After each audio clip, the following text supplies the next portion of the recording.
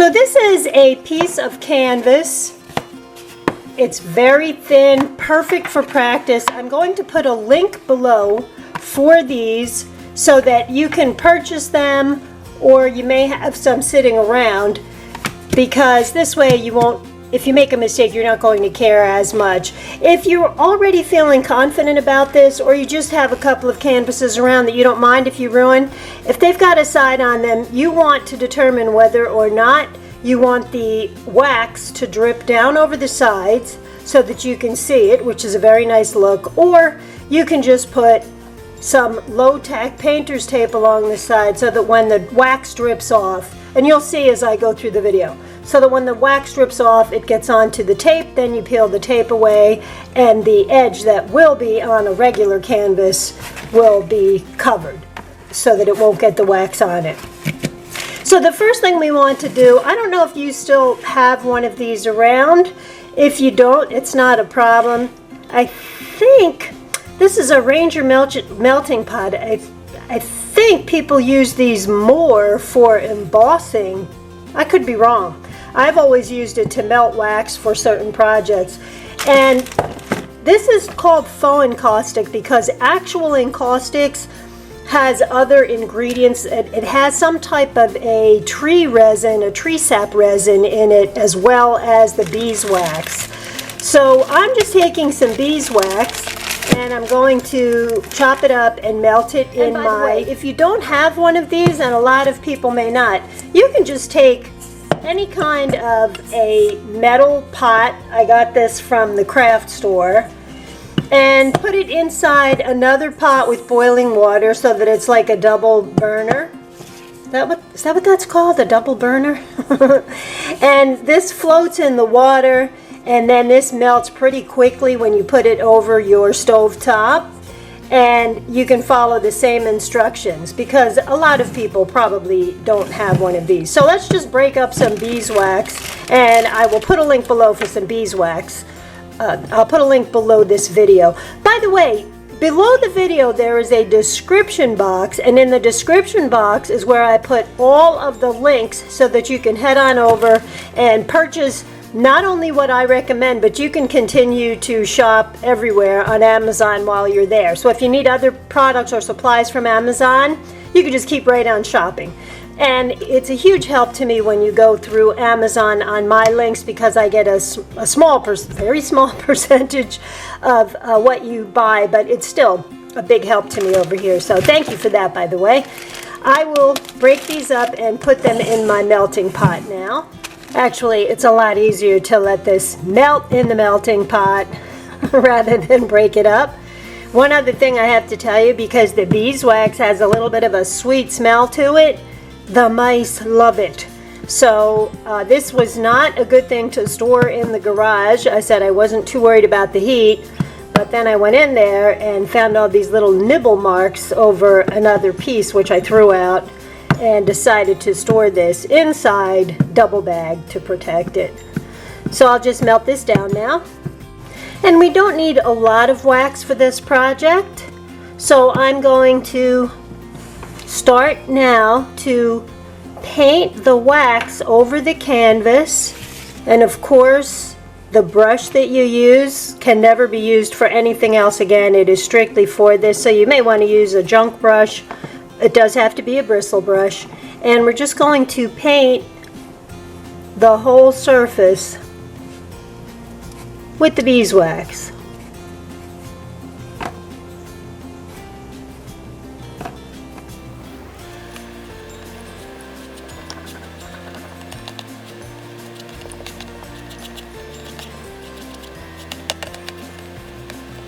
So you'll notice that there are a lot of bumps. It's not a smooth surface, and there's no problem with that because you will have one of the three next objects that I'm going to tell you to use. You also may want to put some newspaper down because this wax melts.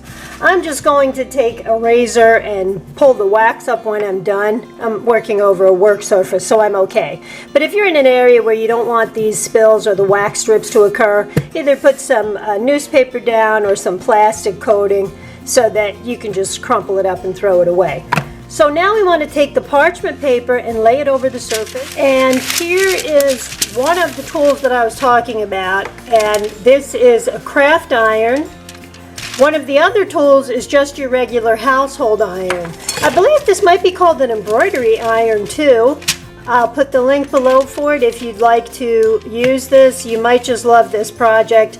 Now when you put this paper down over the waxy surface, this can take very high heat, so you can go over the surface and remelt the wax to smooth it all down. Now obviously this is a larger panel, not that big, but it's the same size as a piece of copy paper. So it might be more practical for me to use the regular household iron, which we all have. You can use a travel iron or just your regular household iron, no steam.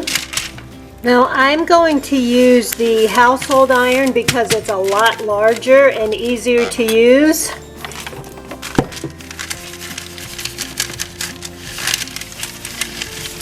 And it will not, the wax won't go through the parchment paper and mess up your iron. So I just want to smooth that out. You can see underneath how it's melting. You just want to pull that away. Like this little bit down here needs.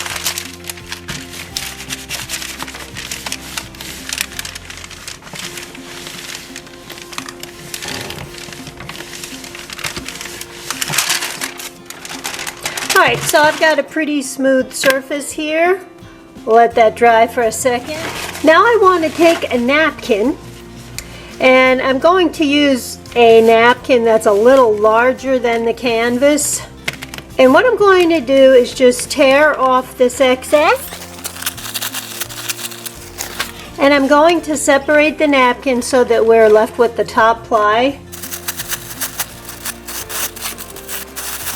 Now I want to lay my napkin down over this surface. Tore it a little bit there, but we're putting it back together, so that doesn't matter. Line the napkin up, and you want to take a fresh piece of parchment paper, place it back over the surface.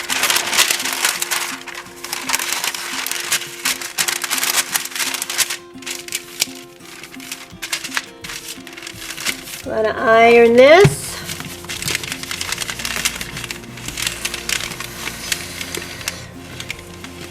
And of course this is helping the wax come on up through the napkin.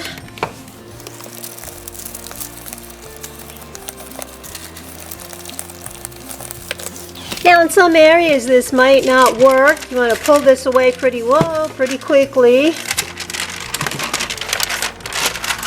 And if the wax wasn't thick enough because we just ironed it down, that's okay, because we are going to put some more wax over the surface of this. And again, you want to take your melted wax and a bristle brush, and you want to paint the wax over your surface. Now this time I'm going to go in longer strokes and try to line the brush right up alongside of where I already placed the wax.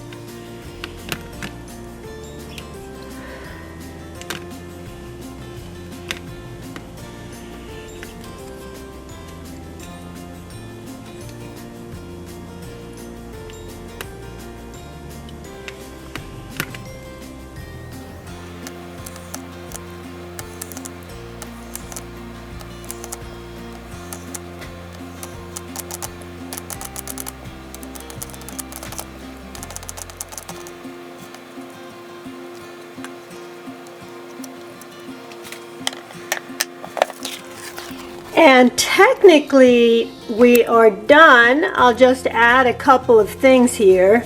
I'm going to take a nail file and in one direction just file away these edges, which you can also do if you're using a canvas with a little bit of a border. And you want a pretty strong nail file. I'm sorry, a pretty coarse nail file. You want a nice coarse grit to get through the wax. And again, just like with your nails, you want to go in one direction with the file and pulling it down rather than up so that you don't pull any of the edges up.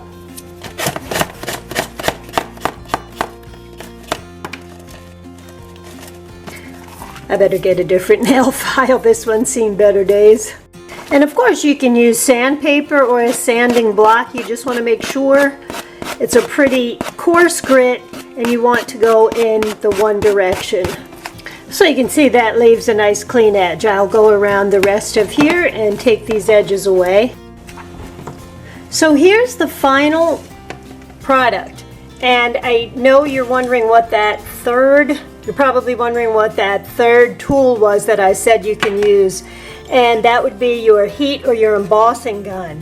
Now it is pretty uncommon for this to come out so well on the first try for me because I've done this before and normally I have clumps in here. So what you can do is use your embossing tool. Don't get too close, you'll know to get just about this far away. And I have a heat gun that I could use, but the heat gun that I just bought is high powered because I just broke my embossing tools. So I'm going to leave this one as it is, but I will show you an example with the heat gun on a different panel. So here is another canvas where you can see that the wax is a bit lumpy in some areas. I overdid it. Now some people do that on purpose because they use tools in encaustics where you can dig in little designs, you can add colors. There's a lot you can do with encaustics, but let's just say, like in this case, I added too much wax and I said, you know, it's too much. You can take your, now this is a heat gun that is used for resin, very, very high temperature. I actually don't recommend this, but I blew up 2 of my embossing guns this weekend, so I can't use them. Oops. Now let's see. This has a low setting, so let me see if the low setting does anything. Yeah, it's starting to melt it. Now you want to keep parchment paper probably underneath your piece so that once this starts to melt and drip, it goes onto a surface. And you can control the thickness of how much wax is in each area. And again, this gives it a dreamy look. You know, I hope you can hear me over the... Oh, oh my God, hon!